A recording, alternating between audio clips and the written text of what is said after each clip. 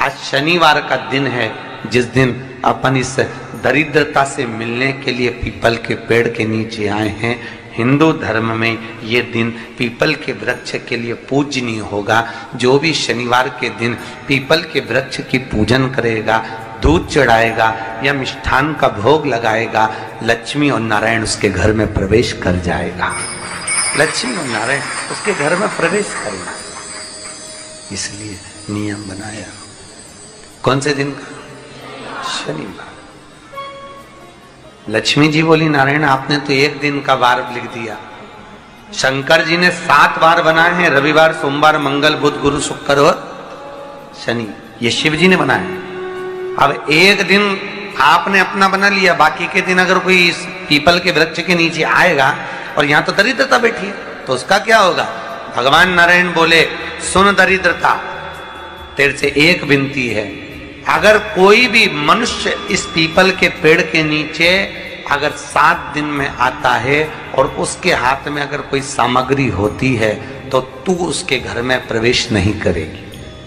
नियम है पीपल के वृक्ष का, या तो पानी का लोटा लेकर जाओ, कुंकू का चोपड़ा लेकर जाओ, शक्कर लेकर जाओ, या पेड़ के नीचे चींटी को डालने के लिए आटा ले जाओ, पर खाली हाथ पीपल के वृक्ष के नीचे कभी मत जाओ, कभी नहीं जाओ। खाली हाथ जाओगे तो दरिद्रता तुम्हारे घर में प्रवेश करेगी। दरिद्रता उठकर खड़ी होकर बोली, नारायण तुमने अपनी मनमानी करी है, एक दिन मुझे भी मेरा चाहिए। भगवान ने कहा, बोल कौन सा दिन चाहिए? दरिद्रता कहती है, रविवार के दिन इस पीपल के वृक्ष के नीचे मैं दिन भर नृत्य करूं, इसमें रहूं, और जो यहां आए रविवार को मैं उसके घर में प्रवेश करूं। भगवान ने कहा, ठीक है। दरिद्रता, रविवार का दिन एक ऐसा दिन रहेगा जिस दिन तू इस पीपल के वृक्ष के नीचे नृत्य करेगी, और जो आएगा इस पीपल के वृक्ष के नीचे तो उसके साथ प्रवेश करेगी। मैंने तुझे वर दिया। इसलिए हमारे यहाँ केवल पीपल का वृक्ष अगर दीवार में भी लग जाता है ना, किसी की फैक्ट्री की दीवार में, किसी के घर की दीवार में पीपल का वृक्ष अगर लग जाता है, पीपल का पौधा लग जाता है, उसको कितना भी तोड़ लो वो वापिस लग जाएगा। फिर तोड़ोगे फिर लग जाएगा।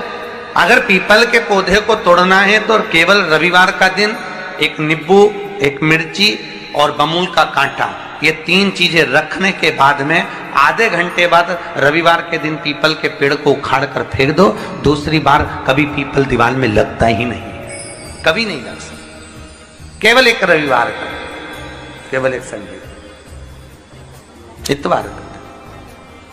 घर में दीवारों पर अगर पीपल लग भी गया है, इसलिए पीपल के वृक्ष को उखाड़ने का, अगर घर में पीपल लगा हुआ है या पीपल का पौधा हमारे घर में लग गया, उसको उतारना, निकालना, लगाना, तो पीपल के वृक्ष को अगर निकाला जाता है तो रविवार के दिन, और अगर पीपल के वृक्ष को कहीं लगाया जाता है तो सोमवार के दिन या मंगलवार के दिन, बुधवार के दिन, इन दिनों में लगा सकते पीपल के वृक्ष कहीं लगाना।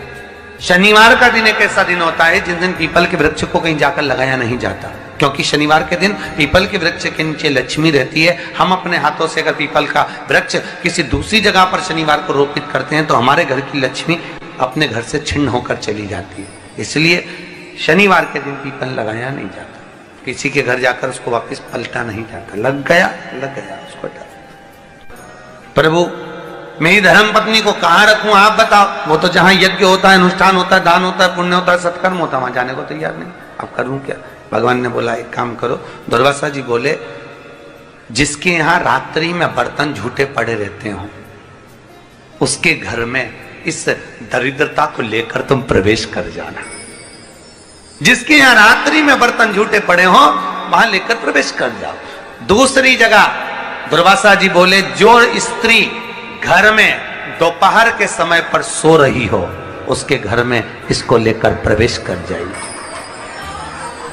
जो स्त्री दोपहर के समय में घर पर सो रही हो, इस दरिद्रता को लेकर प्रवेश कर जाइए। तीसरा, जिसके यहां पर दरवाजे पर कांटे वाले पौधे लगे हों उस घर में इस दरिद्रता को लेकर प्रवेश कर जाइए। दरिद्रता, कितनी सुंदर बात कही है। दाता और विधाता, कौन कौन? दाता और विधाता, लक्ष्मी और दरिद्रता के सगे भाई हैं। कौन कौन? दाता और विधाता। दाता को फिटकरी प्रिय है, विधाता को नमक प्रिय।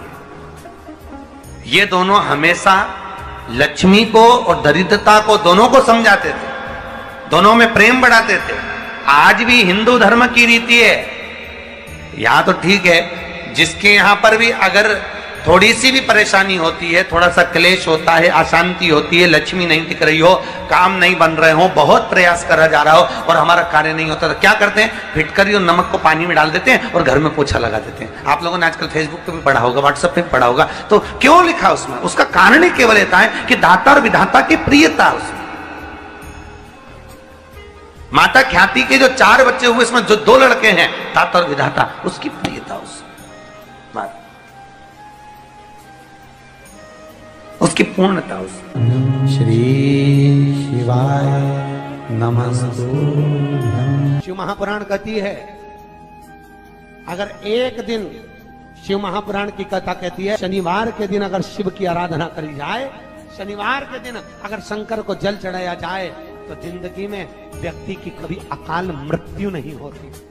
कि बैसाख महीने में पवित्र वृक्ष के जड़ में 1 लोटा जल समर्पित कर देने पर और वहां की जो रज है उसको मस्तक पर चढ़ा लेने पर 84 लाख योनियों से मुक्ति मिल जाती है।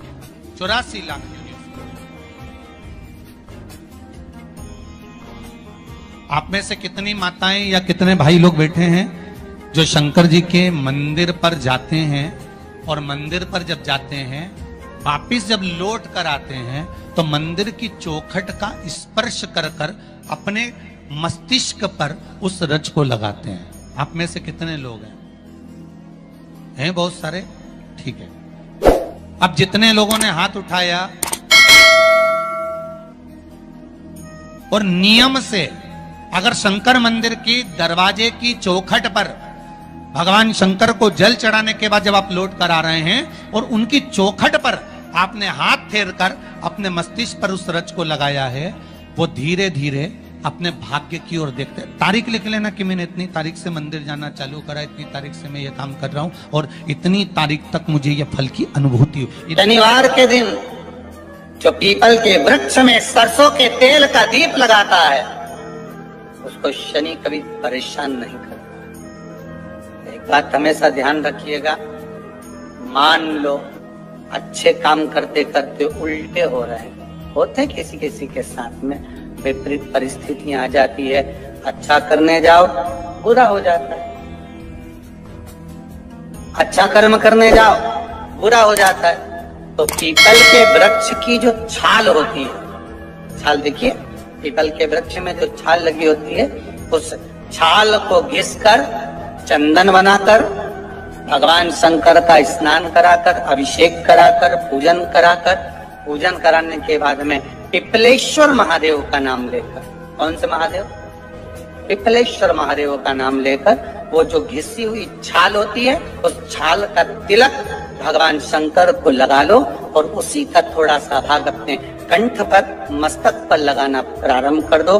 धीरे धीरे जो विपरीत दशा है वो सुधरना प्रारंभ हो जाती है। पर नाम याद रखना, पिपलेश्वर। आज शनिवार का दिन है, जिस दिन अपन इस दरिद्रता से मिलने के लिए पीपल के पेड़ के नीचे आए हैं। हिंदू धर्म में ये दिन पीपल के वृक्ष के लिए पूजनीय होगा। जो भी शनिवार के दिन पीपल के वृक्ष की पूजन करेगा, दूध चढ़ाएगा या मिष्ठान का भोग लगाएगा, लक्ष्मी और नारायण उसके घर में प्रवेश कर जाएगा। लक्ष्मी और नारायण उसके घर में प्रवेश करेगा। गौ माता को अपने घर से 1 रोटी देना चालू कर दीजिए, जिंदगी में कभी धोखा नहीं खाओगे। शिव शंकर जपूं तेरी माला, भोले बाबा जपूं तेरी माला, भोला सब दुख ओ भोला सब आप उससे निवेदन करेंगे। गरुण घंटी देखी आपने? वो बजाते हो गरुण जी महाराज की घंटी, ये घंटी का नाद कहाँ कहाँ करना चाहिए? गरुण घंटी का नाद किया जाता है सबसे पहले भगवान के सम्मुख में, ठीक है। दूसरी जगह गरुण घंटी का नाद करना चाहिए फिर अपने रसोई घर में जहां पर परिंदा भरा है उस स्थान पर, पितरों की शांति के। तीसरी जगह जहां पर अपना लक्ष्मी रखते हो, अलमारी तिजोरी, उसके पास में। चौथा घंटी का नाद करना चाहिए दरवाजे के पास में, दरवाजे के अंदर के भाग में। फिर पांचवा, गरुण घंटी को घर के बाहर, घर से दरवाजा लांग कर बाहर खड़े होकर घंटी का नाद किया जाता है। कहते हैं जो ये 5 जगह पर घंटी का नाद करता है उसके घर में कभी संपदा की कमी नहीं होती। इतना गरुण घंटी के नाद की महत्वता है। और दुनिया के लोग इतने आलसी हैं, बस भगवान की आरती करे तब घंटी बजाए, उसके सिवा धर दे होते। तो मालूम ही नहीं कि घंटी कितनी जगह बजाना चाहिए, घंटी का नाद क्यों करा जाता है।